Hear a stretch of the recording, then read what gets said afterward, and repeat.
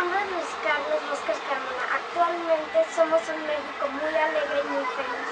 Y yo estoy orgulloso de ser un mexicano. Y ya puedo salir a la calle sin miedo porque ya no hay delincuencia. Hoy es un México seguro y muy competitivo. Y actualmente estoy